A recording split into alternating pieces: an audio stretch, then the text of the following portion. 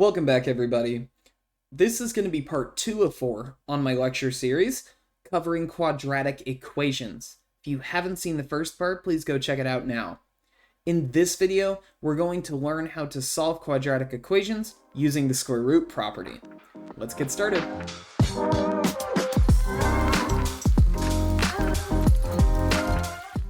The square root property says that if u squared is equal to d, then u must have been plus or minus the square root of d. Now, in writing, this looks a little bit confusing. Math kind of has a funny way of taking not so hard to understand ideas and making them as hard to understand as possible. So, what does this really mean? If I told you x squared was 4, what would x be? Now, your immediate thought is probably 2, because 2 squared is 4. But negative 2 is also a correct answer to this. Negative 2 squared is also 4. Basically, what this is saying is if I were to take the square root of both sides of this equation, I need to keep in mind that the opposite result is also going to be a correct answer, right? So I should have a plus or minus showing up there. How can I use that to help me solve problems? Well, in this one, for example, I could isolate my x squared term. Notice if I move 15 over to the other side and divide both sides by 3, I'm left with x squared equals 5.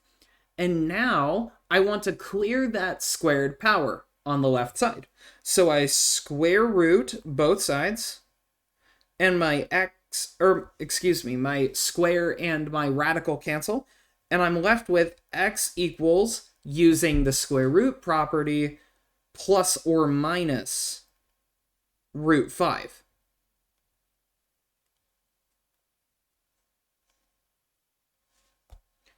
Go ahead and pause the video here to see if you can tackle this guy on your own. The answer that I arrived at was x equals negative 5 plus or minus the square root of 11. I noticed that I already had my square term isolated on one side of this equation when it was handed to me. So I took the square root on both sides. That canceled out the square on the left side, but using my square root property, I know that on the right side, plus or minus root 11 are going to yield correct solutions.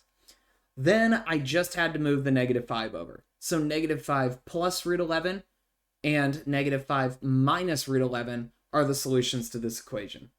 In this video, we looked at how to use the square root property to solve quadratic equations. In the next video, we're going to learn about a process called completing the square, which can tackle problems that we haven't looked at yet. In both cases we've seen so far, we have either been able to factor or had a perfect square floating somewhere around. Completing the square is going to help us for when neither of those nice properties hold. Catch y'all on the next one.